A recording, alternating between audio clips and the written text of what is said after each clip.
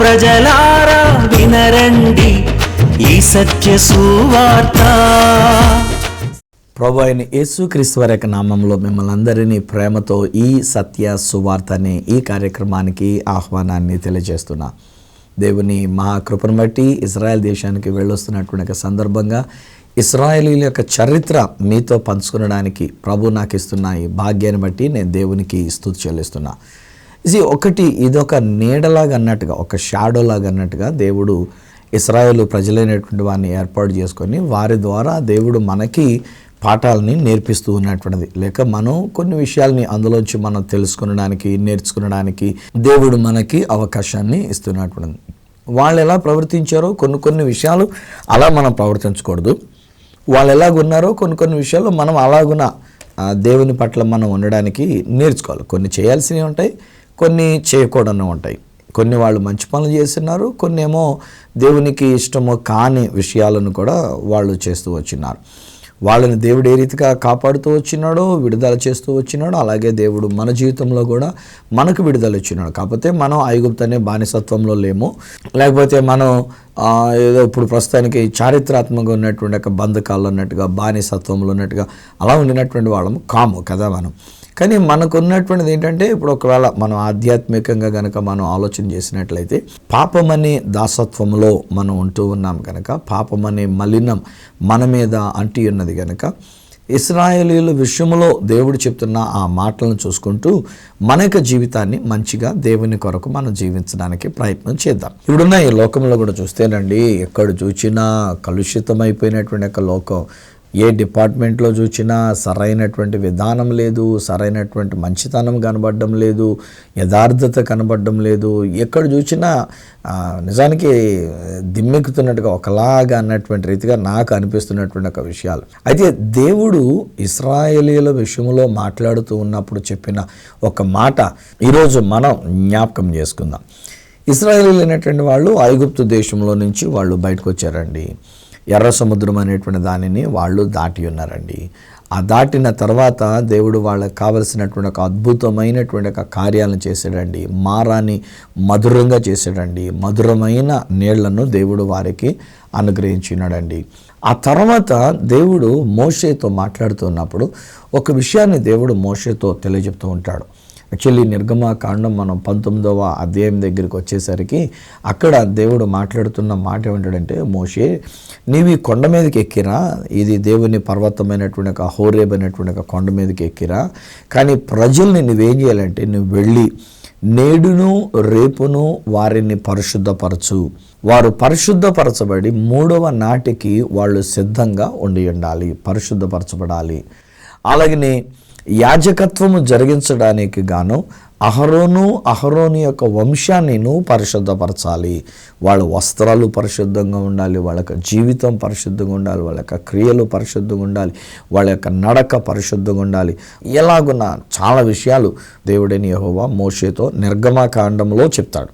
అయితే ఆ విషయం మళ్ళా మోషే చేసింది ఏంటంటే, లేవియా కాండంలోనికి వచ్చేసరికల్లా 8వ అధ్యాయం దగ్గరికి వచ్చేసరికల్లా అక్కడ అహరోను యొక్క సంతతి వారిని మోషే గారు పరిశుద్ధపరిచినటువంటి రీతిగా వాళ్ళని శుద్ధి చేసి, వాళ్ళ యొక్క వస్త్రములను శుద్ధి చేసి వాళ్ళని పరిశుద్ధపరిచినటువంటిది. అలాగనే ఇశ్రాయేలీయుల విషయంలో కూడా మోషే గారు చేసిన పని ఏంటంటే, కొండ మీద నుంచి దేవుడు చెప్పిన తర్వాత దిగువచ్చి వీళ్ళందరినీ కూడా సర్వ సమాజాన్ని పోగు చేసి అక్కడ ఒక గొర్రె పిల్లను వధించి దాని యొక్క పరిశుద్ధమైనటువంటి రక్తాన్ని తీసుకొని వీళ్ళ మీద ప్రోక్షించి చల్లి ఏమంటాడంటే, ఇదే మీకు నిబంధన రక్తము, మీకు నిబంధన ఇదే అనేటువంటి రీతిగా చెప్పి నిబంధన రక్తముగా వారి మీద ఆ యొక్క రక్తాన్ని ప్రోక్షించడం అనేటువంటిది జరుగుతుంది. సో వీటిలో ఈరోజు మనం జ్ఞాపకం చేసుకోవడానికి మనం నేర్చుకోగలిగినటువంటి ఒక పాఠం లేక ఒక సత్యం ఏంటంటే స్నేహితులారా, పరిశుద్ధత. ఈరోజు నేను మిమ్మల్ని సూటిగా అడగనా, మనం పరిశుద్ధపరచబడి ఉన్నామా? ఒక్కసారి ప్రశ్న వేసుకుందాం. మన యొక్క హృదయం పరిశుద్ధంగా ఉండి ఉన్నదా? మన యొక్క జీవితం పరిశుద్ధంగా ఉండి ఉన్నదా? మన యొక్క తలంపులు, మన యొక్క నడక, మన యొక్క క్రియలు, మన యొక్క సమస్తం పరిశుద్ధమైనవిగా ఉండి ఉన్నవా? అందుకే అంటున్నా, ఈ లోకంలో నిజానికి ఇట్టి పరిశుద్ధత అనేటువంటిది ఎక్కడా కనబడడంలే, ఎవరి జీవితంలో కూడా కనబడడంలే. చివరికి ఒక్కొక్కసారి బోధకులమైనటువంటి మా విషయంలో కూడా ఒకవేళ ప్రశ్న వేసుకుంటే ఆ మధ్యలో ఎన్నెన్నో విషయాలు మనం వింటూ వచ్చినాం. వార్తాపత్రికల్లో అయితే పోలీస్ స్టేషన్లో అరెస్ట్ చేయబడినటువంటి న్యూస్ పేపర్లోకి ఎక్కినటువంటి ఒకవేళ పాస్టర్ గారులుగా ఉండినటువంటి వాళ్ళు కేవలం పాస్టర్ గారులు అంటే నేను పాస్టర్ గారులని నిందించలేను. చేతనంటే ఒక్కొక్కసారి కొంతమంది ఆడవాళ్ళు ఇలాగ నా పాస్టర్ గారుల మీదకి పడి వాళ్ళని శోధించేటువంటి ఆడవాళ్ళు కూడా ఉండకపోలేదు. సో ఒక్కొక్క చోట కొంతమంది ఇలా శోధించినటువంటి వాళ్ళు ఉంటే పడిపోయే పాస్టర్లు ఉన్నారు. అలానే కొంతమంది బలహీనమైనటువంటి ఒక ఘట్టం కనుక వాళ్ళు కూడా పాస్టర్ గారు కూడా శోధింపబడి వాళ్ళు కూడా ఇలాంటి పరిస్థితుల్లో పడిపోవటం అనేటువంటి జరుగుతుంది. సో ఈవెన్ ఇంక్లూడింగ్ ఒక దైవజనుడిగా ఉన్నటువంటి మాలాంటి వాళ్ళం సైతము ఈ రోజుని అనుకున్నంత పరిశుద్ధంగా ఉండలేకపోతున్నాం. యాజకుడు పరిశుద్ధంగా ఉండాలి. ఇక్కడ మోషే ద్వారా దేవుడు చెప్తున్నటువంటి ఒక మాటలు ఏమంటాడంటే, మొదట మన యొక్క చేతులు పరిశుద్ధం చేయబడాలంట. ఈ యొక్క చేతులు మన దేవుని దగ్గరకు వచ్చినప్పుడు చేతులు ఎందుకు కడుక్కోవాలనంటే, ఏ పనైనా ఈ చేతులతోనే కదా మనం చేస్తూ ఉన్నాము. అంటే మనం చేసే ప్రతి పని ఈ చేతులు శుద్ధమైనటువంటి ఒక పనులే చేయాలి. మనం అపరిశుద్ధమైనటువంటి పనులు మనం చేయకూడదు. అపవిత్రమైన వాటిని మనం ముట్టకూడదు. అపవిత్రత అనేటువంటిది మన చేతులకి అంటకూడదు. ఈరోజుని దేవుడు మనతో మాట్లాడుతున్నటువంటి హే ఫ్రెండ్స్, నేను మీతో చెప్తూ ఉన్నానండి, ప్లీజ్ అండి మన చేతులు మనం శుభ్రం చేసుకుందాం. అఫ్కోర్స్ ఒకవేళ నీళ్ళతో కడుక్కుంటే దీని మీద అంటుకున్న మట్టి మురికి ఏమైనా ఉంటే నీళ్ళ వల్ల పోతుంది. కానీ మన చేతులే రక్తసిక్తం అయితే, ఆనాడు దేవుడైన యెహోవా దావీదు గారితో కూడా మాట్లాడుతూ ఏమంటున్నాడు, దావీదు గారు యెహోవా దేవునికి దేవాలయం కట్టాలనుకున్నాడు. కానీ దేవుడు అంటాడు, దావీదు నాయనా నువ్వు కట్టవు, నీకు పుట్టబోయే కొడుకు కడతాడు. ఎందుకనంటే నీ చేతులు రక్తముతో తడిసి ఉన్నవి, నీ చేతులు రక్తముతో నిండుకొని ఉన్నవి కనుక నీ చేతులతో ఆ మందిరం కట్టద్దు. పరిశుద్ధమైన మందిరం కట్టడానికి నీ కుమారుడైనటువంటి ఒక సొలొమోనుని నేను ఏర్పాటు చేసుకుంటున్నా, ఆయన నా కొరకు మందిరం కడతాడులే అని చెప్పేసినట్టు అంగీకరించాడు. ఐమ్ సారీ ప్రభా, తండ్రివైన దేవా, ఐమ్ సారీ, నా చేతులు రక్తశక్తమై ఉన్నప్పుడు ఈ చేతులతో నేను మందిరం యొక్క కట్టలేనులే అని చెప్పేసి అని అన్నీ సిద్ధం చేస్తాడు తన యొక్క కుమారుడు ఆ మందిరం కట్టడానికి అన్నట్లుగా. సో ఈరోజు నేను మిమ్మల్ని అడుగుతున్న ప్రశ్న, బహుశా మనము కూడా మనలో ఒకరు, బహుశా ఈ నా మాటలు వింటున్న వారిలో ఒకరు, బహుశా మీ చేతులు రక్తంతో నిండుకొని ఉన్నవి కాదు, మీ చేతులు అపవిత్రమైనటువంటి పనులు చేసి ఉన్నవి కాదు, బహుశా ఈ చేతులతో మీరు అపవిత్రంగా జీవిస్తూ వచ్చినారేమో కాదు, మీ క్రియలు అపవిత్రమైనటువంటి క్రియలుగా ఒకవేళ ఉండి ఉన్నవేమో కాదు. మనం చేస్తున్న పనులు మంచి పనులు చేస్తూ ఉన్నామా, మంచి క్రియలు చేస్తూ ఉన్నామా? మన మధ్యలో ఒక వాట్సాప్లో ఒక మెసేజ్ కింద ఏదో వచ్చింది, తర్వాత దానికి సంబంధించిన న్యూస్ పేపర్ కట్టింగ్ కూడా వచ్చింది. ఒక దైవజనుడిని చర్చి సభ్యులైనటువంటి వాళ్ళే ఆ అంగీ పట్టుకొని లాగి ఆ మైక్ పట్టుకొని తల మీద బద్దలు కొడితే ఆ తలకి దెబ్బ తగిలి మొత్తం అంతా రక్తశక్తమైనటువంటి ఆ విషయాలు నేను చూస్తున్నప్పుడు ఏమో దాని లోతుపాతులు నాకు తెలియదు కానీ, బట్ నేనేమంటానంటే అలాంటి అంగీ వేసుకున్న ఒక దైవజనుడిని మనం ముట్టుకోకూడదు, మన చేతులు రక్తంతో తడవకూడదు. ఒకవేళ అంగీ వేసుకుంటున్నటువంటి ఒక దైవజనుడు కూడా అంగీలో ఉండినటువంటి ఒక పరిశుభ్రత అనేటువంటి రీతిగా మనం లోక రాజకీయాలు లేకపోతే సంఘ రాజకీయాలు వీటిలో మనం తలదొరుచుకుండగా మన ప్రభువుని గురించి మనం చెప్పేటువంటి విధానంగా మనం వెళ్ళాలే తప్ప మనం ఆ రాజకీయాల్లోనికి మనం తలదొరచకూడదు. ఇలాంటి రాజకీయాల్లో కూడా మనం ఏమైనా తలదూర్చామనుకోండి, ఈవెన్ సంఘ రాజకీయాల్లో కూడా మనం పార్టీ తత్వాలు, గొడవలు ఇలాంటి వాటిలో కనుక మనం ఒక్కొక్కసారి ఉంటే ఇలాంటి దెబ్బలు తప్పవు. కానీ ఒకటి నేను అంటాను, మంచిది కాదు ఒక దైవజనుడిని అంగీ పెట్టుకొని లాగటం, అది అంత మంచి పద్ధతి కాదు. నాకు చిన్నప్పటి విషయం ఒకటి జ్ఞాపకం వస్తూ ఉంది. ఆకివీడులో నాన్నగారు అప్పుడు సేవ చేస్తుండేవారు.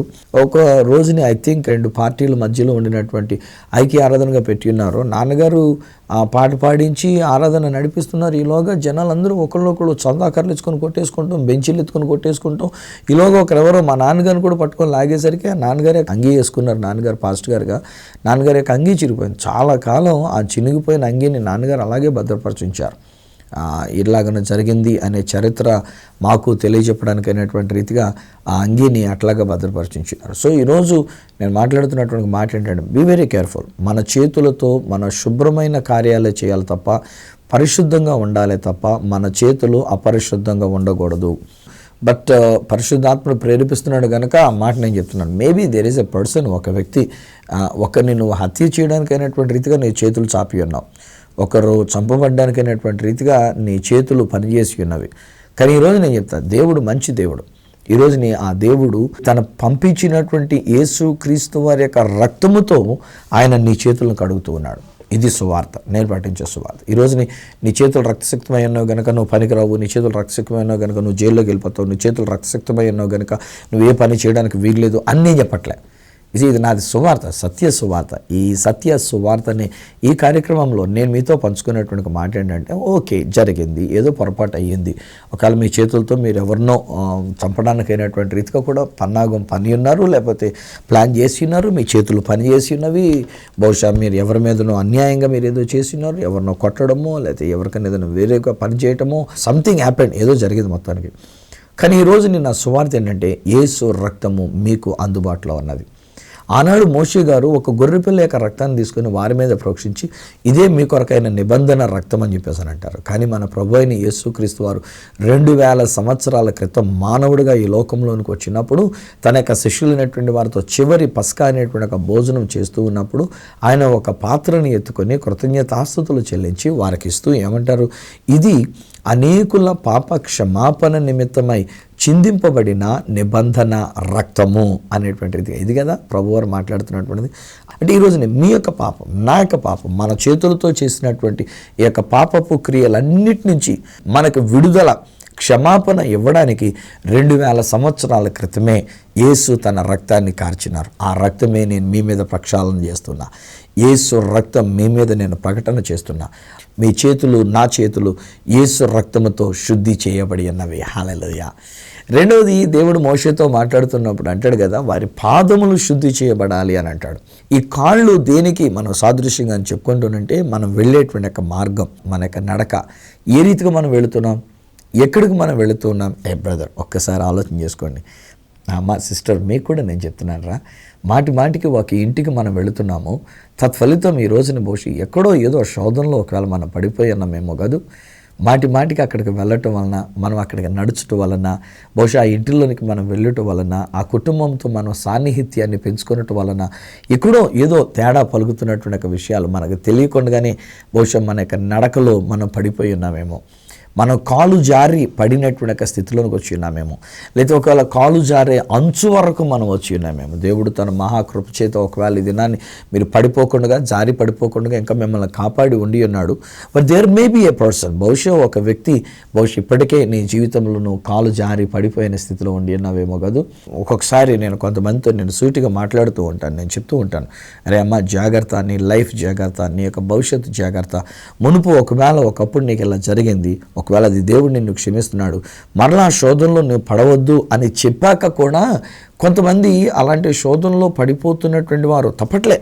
ఎందుకంటే ఒకప్పుడు వాళ్ళు ఆ విషయంలో రుచి మరిగినటువంటి రీతిగా ఉండినటువంటి జీవితం మరలా వాళ్ళు అందులో పడిపోవడానికి అయినటువంటి రీతిగా. కానీ ఈరోజు నేను ఇంకా డిక్లేర్ చేస్తున్నానండి, ఒకవేళ అలా 2 సార్లు నువ్వు పడ్డావు, 3 సార్లు పడ్డావు, 7 సార్లు ఒకవేళ నీ కాలు జారి నువ్వు పడి ఉన్నావు, కానీ ఈరోజు నేను చెప్పగలిగిన మాట ఏంటంటే, మన ప్రభు అయిన యేసుక్రీస్తు అనే బండ మీద నీ కాళ్ళు నేను పెడుతూ ఉన్నా.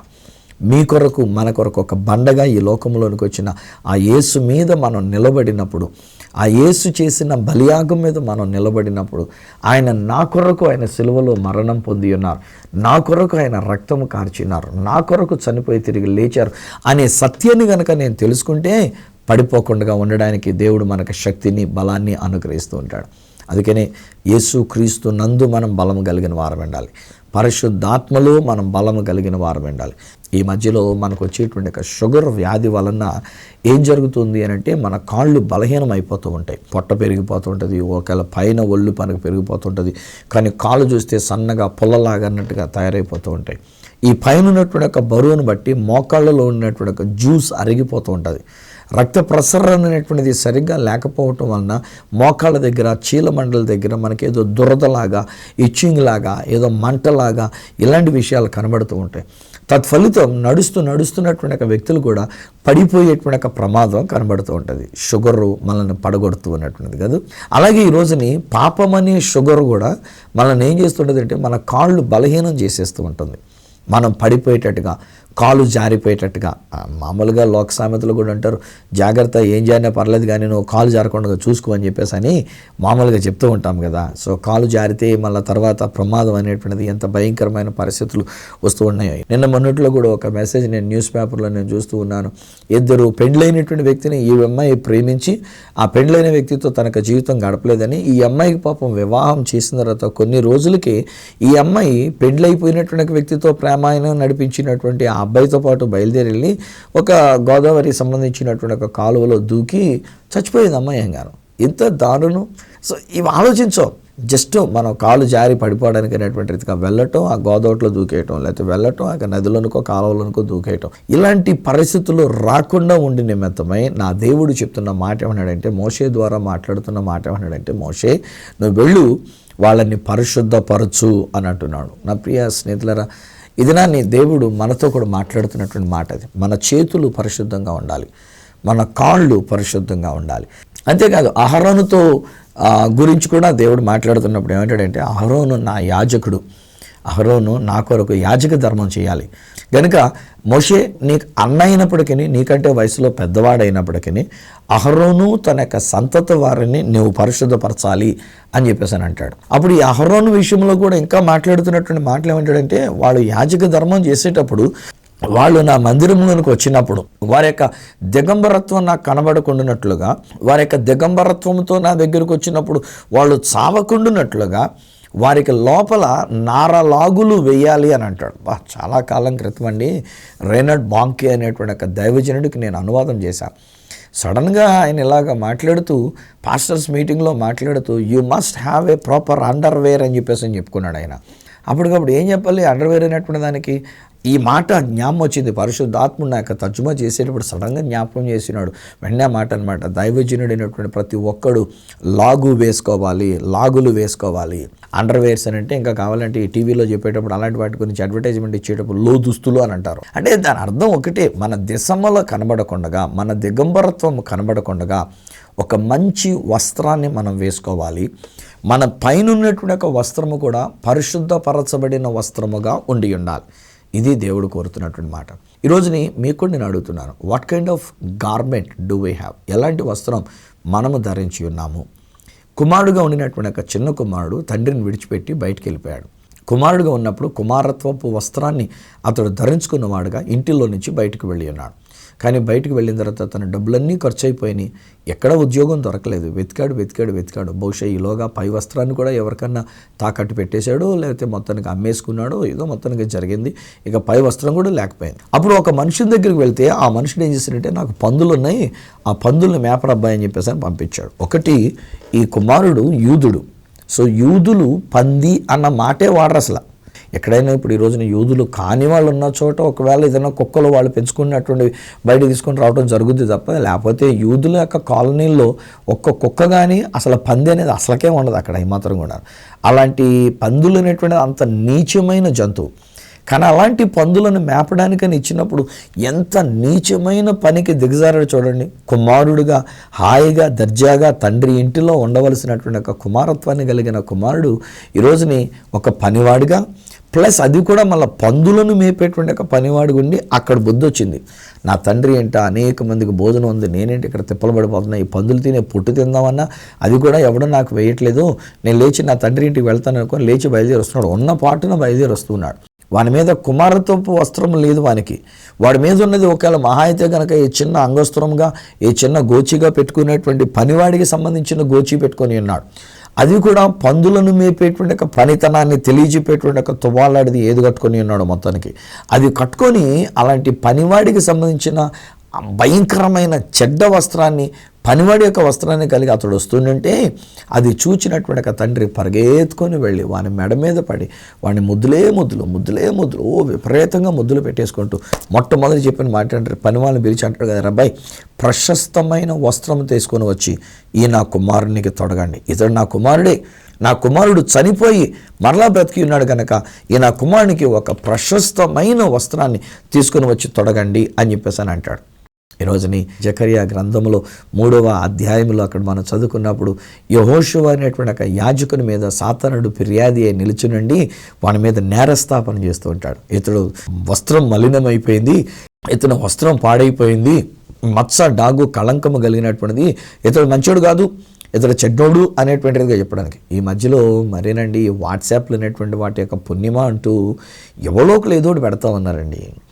మొన్న మధ్యలో నాకు కూడా ఒక సహోదరి నాకు ఒకటి పంపిస్తూ, అన్న ఏంటి ఇలాంటి వార్త, ఇది చూడండి మీరు, దీనికి మీ యొక్క కామెంట్ ఏంటి, మీరు ఏం సైలెంట్గా ఉన్నారు నేను పంపించినా కానీ అని చెప్పేసి అని అడుగుతూ వచ్చారు. నేను అమ్మ ఐఎమ్ సారీ నాన్న, I just would like to be silent, I'm surprised to see that. ఆ విషయాన్ని చూడడానికి నేను ఆశ్చర్యపోతూ ఉన్నా. ఈరోజు కూడా నేను చెప్తున్నాను, ఒకవేళ దేవుని బిడ్డలైనటువంటి మీకు ఎవరైనా ఒక దైవజనుడు గురించినటువంటి ఒక చెడ్డ విషయం ఏదైనా కనుక మీకు ఫార్వర్డ్ చేయబడి ఉంటే, నేను చెప్తున్నాను కదండి, మనుషులు మీద పడుతూ ఉంటారు. మీద పడ్డ తర్వాత వాళ్ళకి ఏదో వ్యతిరేకం వస్తుంది, అక్కడి నుంచి వాళ్ళు మీద పడ్డారని చెప్పుకోరు, ఈయనే వాళ్ళ మీద పడ్డారని చెప్పి ఒక దైవజనుడుగా ప్రఖ్యాతి గడిస్తున్నటువంటి ఒక దైవజనుల మీద బురద చల్లడానికి ఈరోజు బాగా రెడీ అయిపోయారు జనాలు కూడా. పేరుగాంచినటువంటి ఒక సెలబ్రిటీస్ మీద, ఒక గొప్ప గొప్ప దైవజనుల మీద ఈ మధ్య బాగా వస్తున్నాయి ఇలాంటి ఫేస్బుక్లో పెట్టడం, లేకపోతే వాట్సాప్లో పెట్టడం, వీటి గురించి ఏదో వీడియో తయారు చేసి పెట్టడం. కానీ నేనంటాను, ఈవెన్ యెహోషువ యాజకుడు అయినప్పటికీ అతని వస్త్రం మీద మలినం పడింది.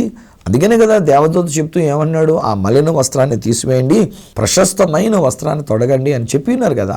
సో ఈరోజు దేవుని యొక్క వాక్యాన్ని బట్టి దేవుడు ఏమన్నాడంటే, మన మీదున్న మలిన వస్త్రాన్ని తీసివేసి యేసు రక్తముతో దాన్ని శుద్ధి చేస్తున్నాడు. ప్రకటన గ్రంథం 7వ అధ్యాయంలో కనుక మనం చూసినట్లయితే కొందరు తెల్లని వస్త్రములు ధరించినటువంటి వారు కనబడుతున్నారు. వీరెవరు అని అడిగితే, నువ్వే చెప్పినైనా నాకు తెలియదు అని చెప్పేసి అని అంటాడు గ్రంథకర్త వ్రాస్తున్నటువంటి ఆయన. అప్పుడు అక్కడ చూపిస్తున్నటువంటి ఆయన ఏమంటే, వీరు గొర్రె పిల్ల రక్తములో తమ వస్త్రములను ఉతుక్కొని తెలుపు చేసుకున్నటువంటి వాడు. రక్తములో ఉతకబడితే అది ఎరుపు రంగు రావాలి కదా, కానీ రక్తములో, యేసు రక్తములో ఉతకబడినటువంటి ఒక వస్త్రం తెల్లని వస్త్రముగా తయారైంది. ఈరోజు నేను చెప్తున్నా, హే బ్రదర్, ఒకవేళ నీ వస్త్రం మీద మలినం పడిందా, మీ ఊరు వాళ్ళే నీ మీద ఒకవేళ నిందమోపినారా, మీ ఊరు వాళ్ళు కూడా కాదులే, ఈ రోజున మీ ఇంట్లో వాళ్ళే మీ మీద నిందమోపినారు, మీ గురించినటువంటి ఒక విషయం మొత్తం అంతా టామ్ చేసేశారు. ఈ రోజున బహుశా మీ జీవితంలో ఒక మత్స డాగు కళంకం అనేటువంటిది మీ మీద పడింది. బట్ డోంట్ వరీ, యేసు రక్తం మీ మీద నేను ప్రకటన చేస్తూ ఉన్నా. ఈ రోజున మనం గొర్రెపిల్ల రక్తంలో ఉతకబడిన వాళ్ళము కాము, గొర్రెపిల్ల రక్తం వలన మనం శుద్ధి చేయబడిన వాళ్ళము కాము. దేవుని గొర్రెపిల్ల అని పిలబడుతున్న యేసు రక్తములో మీ చేతులు శుద్ధి చేయబడి ఉన్నవి, యేసు రక్తములో మీ కాళ్ళు శుద్ధి చేయబడి ఉన్నవి, యేసు రక్తములో మీ యొక్క వస్త్రములు శుద్ధి చేయబడినటువంటి. హల్లెలూయా, ఇంత గొప్ప భాగ్యం. ఓవరాల్గా దేవుడు మాట్లాడుతూ చెప్తున్నటువంటి ఒక మాట ఏంటంటే, మనందరి యొక్క జీవితాలు యేసు క్రీస్తు వారి యొక్క రాకడ జరిగినప్పుడు నిందారహితముగా మనం ఉండినట్లు, అనింద్యమైనటువంటి వారముగా మనం ఉండినట్లు, ఏ దోషము లేనటువంటి వారముగా ఆయన ఎదుట మనం నిలవడానికి వీలగునట్లుగా ఆ ప్రభు అయిన యేసు క్రీస్తు వారి యొక్క రక్తములో మనం అందరం కూడా కడగబడి ఉన్నాం. ఈరోజు స్నేహితులారా, ఇది దేవుడిచ్చిన గొప్ప భాగ్యం. ఈరోజు మనం కష్టపడి మనం ఉత్తుకుంటుంది కాదు, మనం కష్టపడి మనం తెలుపు చేసుకుంటున్నటువంటిది కాదు, మనమేదో శ్రమపడి చెమటోడ్చి మనం పరిశుద్ధపరచబడ్డము కాదు. ఈరోజు నేను చెప్తున్న మాట ఏంటంటే, 2000 సంవత్సరాల క్రితం మన దేవాతి దేవుడైనటువంటి యెహోవా దేవుడు తన ప్రియ కుమారుడైన యేసుక్రీస్తు వారిని లోకంలోనికి పంపించి, యేసుక్రీస్తు వారి ద్వారా మిమ్మల్ని, నన్ను ఓవరాల్గా ఆయన పరిశుద్ధపరిచినాడు, మనల్ని పవిత్రపరిచినాడు, ఆయన రక్తముతో మనల్ని శుద్ధి చేసినాడు. ఈరోజు అదే మాట నేను మీకు డిక్లేర్ చేస్తూ ఉన్నా. ఈ సత్య సువార్తలో నేను ప్రకటిస్తున్న మాట ఏమనగా, మీ చేతులు శుద్ధి చేయబడి ఉన్నవి, మీ కాళ్ళు శుద్ధి చేయబడి ఉన్నవి, మీ వస్త్రములు శుద్ధి చేయబడి ఉన్నవి. అలాగనే యెహోషువను గురించి జకరియా గ్రంథంలో చెప్తున్న మాట ఏంటంటే, ఈ యెహోషువ మీద ఉన్నటువంటి ఒక తలపాగాను తీసివేయండి, వేరొక ప్రశస్తమైన తలపాగా పెట్టండి. తలపాగా ఏంటంటే మన మెదడు చుట్టూ ముసురుకున్నటువంటి ఒక ఆలోచనలు. బహుశా దానిని బట్టి మనం ఇంకా పాపపు కాన్షియస్ తోటి ఉంటూ ఇంకా పాపమే చేస్తూ ఉన్నాం, ఇంకా పాపములోనే మనం జీవిస్తున్నాం. ఎప్పుడు చూచినా నేను పాపిని, నేను పాపిని, నేను పాపిని, దేవా పాపిని నన్ను కరుణించు, దేవా నేను పాపిని, పాపిని, పాపిని అని మాటలే మనం పలుకుతున్నాం గనక, అంటే మన తలంపులలో, మన ఆలోచనల్లో నేను పాపిని అనేటువంటిది బాగా నాటుకుపోయింది గనక మనం ఇంకా పాపంలోనే జీవిస్తున్నట్టుగా కనబడుతూ ఉన్నాము. కానీ ఈరోజు నేను చెప్తున్న మాటలు ఏంటంటే, మీ తలపాగా తీసివేయబడి ఉన్నది, మీ యొక్క తలపాగా అనగా ఈ తలంపులు దేవుడు శుద్ధి చేస్తున్నాడు. మన యొక్క మెదడులోనికి దేవుడు ఇచ్చినటువంటి ఒక ఆలోచన ఏంటంటే, నా శక్తి నాకు బలం వల్ల కాదు, నా మంచితనం వల్ల కాదు. నేను ఒకవేళ ఈరోజు రెవరెండ్, డాక్టర్, బిషప్, సువార్త రాజు అని చెప్పేసి అని ఇలాంటి బిరుదులు ఎన్నెన్ని ఉన్నా, ఈ రోజుని 42 సంవత్సరాలు పైబడి దేవుడు తన యొక్క సేవా పరిచయంలో వాడుకుంటూ, ఈనాడు టీవీలో కూడా దాదాపు 20 సంవత్సరాలకు పైబడి టెలివిజన్ ఛానల్స్లో నేను తర్జుమాల ద్వారా కానివ్వండి, సువార్తను ప్రకటించడం ద్వారా కానివ్వండి, ఇలాగున నేను కనబడుతూ ఉన్నా. ఈరోజు బహుశా మన తెలుగు ప్రజానీకానికి అంతటికీ ఒక తెలిసిన వ్యక్తిగా, మీ అందరి అభిమానాన్ని చొర్రగొన్నవాడిగా సువార్తరాజు గారు అనే ఒక మంచి అభిప్రాయాన్ని, ఒక మంచి స్థానాన్ని మీ హృదయాల్లో ఒకవేళ నేను కలిగి ఉన్నా, నేను మనిషినేనండి బాబు. నాకు ఒక్కొక్కసారి తలంపులు, చెడ్డ తలంపులు రావచ్చండి బాబు. నేను కూడా ఒకవేళ చేతులతో ఒకవేళ అపరిశుద్ధమైనటువంటి పరిస్థితి రావచ్చు, నా కాళ్ళు అపరిశుద్ధమైనటువంటి చోటుకు వెళ్ళుండొచ్చు, నా యొక్క వస్త్రం మీద మలినం పడినటువంటి ఒక పరిస్థితి ఉండొచ్చు, నా అవయవములు నీతి సాధనాలుగా నేను ఇచ్చి ఉండి ఉండకపోవచ్చు. కానీ ఈరోజు నా ప్రభు చెప్తున్న సువార్త ఏంటంటే, యేసుక్రీస్తు రక్తములో దేవుడు నన్ను కడిగి ఉన్నాడు. నా ప్రాణము, నా ఆత్మ, నా దేహము నిందారహితముగా ఆయన ఎదుట నిలబెట్టుకోవడానికి, మొచ్చ, డాగు, కళంకము ఇలాంటివి ఏమీ లేకుండా పరిశుద్ధమైనటువంటి రీతిగా మనల్ని దేవుడు తన ఎదుట నిలబెట్టుకోవడానికి వాక్యముతో ఉదక స్నానం చేసి ఈ తలపాగానే ఆయన బాగు చేసినాడు, ఈ తలంపులను తీసివేసినాడు. హే ఫ్రెండ్స్, ఈరోజు మీకు కూడా నేను చెప్తున్నా, ఒకవేళ నేను అడిగినటువంటి రీతిగా, అయ్యా నా చేతులు అపరిశుద్ధంగా ఉన్నాయండి, నా కాళ్ళు అపరిశుద్ధం అండి, నా వస్త్రాలు మలినంతో ఉన్నాయండి, నా తలపాగా మంచిగా లేదండి, నేను పాపిని అనుకుంటూ ఉన్నారేమో. ఈరోజు నీ దేవుని బట్టి మనం చెప్దాం, ఈ సత్య సువార్తను బట్టి మనం చెప్దాం, ఈ దినాన్ని యేసు కార్చిన రక్తము ద్వారా మనము పరిశుద్ధపరచబడి ఉన్నాము. తండ్రి, నీకు వందనాలు చెల్లిస్తున్నాం. నీ మాట మేము తీసుకుంటాం. మేమైతే నిజమే, వాస్తవానికి మంచోళ్ళం ఏం కాదు. మాలో కూడా చెడ్డ తలంపులు ఉన్నాయి, చెడ్డ క్రియలు ఉన్నాయి, చెడ్డ నడక ఉంది నాయన. మా యొక్క శరీరం కూడా నాయన, మా అవయవాల్ని చెడుగునకు మేము అప్పగించేసుకున్నటువంటి ఒక పరిస్థితి. కానీ ఈరోజు నీ రక్తం మా మీద ప్రోక్షింపబడినది, నా మీద నీ రక్తం ఉండినది, ఈ ప్రజల మీద నీ రక్తాన్ని నేను ప్రోక్షిస్తున్నా. ఈ నా కార్యక్రమాన్ని వీక్షిస్తున్నటువంటి ఈ కుటుంబం మీద యేసు రక్తం నేను పలుకుతున్నా. యేసు రక్తము ద్వారా మేము శుద్ధి చేయబడి ఉన్నాము. మా చేతులు శుద్ధి చేయబడి ఉన్నవన్న నమ్ముచున్నాం, మా కాళ్ళు శుద్ధి చేయబడి అన్నవని మేము నమ్ముచున్నాం, మా శరీరం అంతయు శుద్ధి చేయబడి అన్నదని నమ్ముచున్నాం, మా వస్త్రములు పరిశుద్ధపరచబడి ఉన్నవని మేము నమ్ముచున్నాం. నాయన, నీ యొక్క కృప చేత మా తలంపులు కూడా పరిశుద్ధపరిచి ఇప్పుడు మేము నీతిమంతులము అని నువ్వు పలుకుతున్న ఆ మాట మేము తీసుకున్నాం నాయన. Thank you for blessing us. మమ్మల్ని అలా నీతిమంతులుగా చేసినందుకు నీకు వందనాలు. ఈ బిడ్డలను దీవిస్తూ ఆశీర్వదిస్తూ నీ కృపగా నేను అప్పగిస్తూ యేసు నామమున ప్రార్థించి పొంది ఉన్నాము తండ్రి, ఆమేన్. తండ్రి, కుమార, పరిశుద్ధాత్మలను దేవదేవుని దీవెన, పరిశుద్ధత ఆయన బిడ్డలుగా మీకు, నాకు, మనందరికీ నిత్యము తోడయండి పరిశుద్ధపరచి నడిపించును గాక. ఆమేన్, ఆమేన్. వెల్ స్నేహితులారా, ఇక మీదట నేను పాపిని అనేటువంటి ఆలోచనతో మాట్లాడకండి. మనం నిజానికి వాస్తవానికి పాపులమే, నేను కాదనట్లే. కానీ యేసు రక్తములో మనం కడగబడి ఉన్నాం.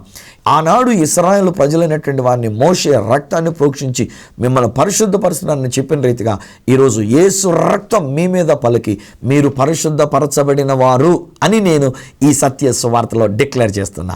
మీరు పొందుకున్న ఈ అనుభవాల్ని, మీరు పొందుకున్న ఈ సంతోషాన్ని, పరిశుద్ధతను గురించి మీరు నాతో పంచుకోవాలని కోరుకున్నట్లయితే నా అడ్రస్ ఈ సత్య సువార్త, సామర్లకోట 533440, తూర్పుగోదావరి జిల్లా, ఆంధ్రప్రదేశ్. అడ్రస్ మరొకసారి చెప్తూ ఉన్నా, ఈ సత్య సువార్త, సామర్లకోట్ 533440, ఈస్ట్ గోదావరి డిస్ట్రిక్ట్, ఆంధ్రప్రదేశ్. అప్పటికి ఒకవేళ మీరు నాతో ఫోన్లో మాట్లాడాలని కోరుకున్నట్లయితే నా ఫోన్ నెంబర్స్ 9848110907, 9440040992, 8885527662. ఒకవేళ నాకు ఈమెయిల్ చేయాలనుకున్నట్లయితే నా ఈమెయిల్ ఐడి ఈ సత్య suvartha@gmail.com. మనం వచ్చే వారం ఈ సత్య సువార్త కార్యక్రమంలో మిమ్మల్ని కలుసుకునేటంత వరకు మిమ్మల్ని అందరినీ, మనల్ని పరిశుద్ధపరిచే పరిశుద్ధుడైన యేసు క్రీస్తు వారి రక్తానికి మిమ్మల్ని అప్పగిస్తూ మీ దగ్గర సెలవు తీసుకుంటున్న మీ ప్రియ సహోదరుడు ఈ సత్య సువార్త రాజు.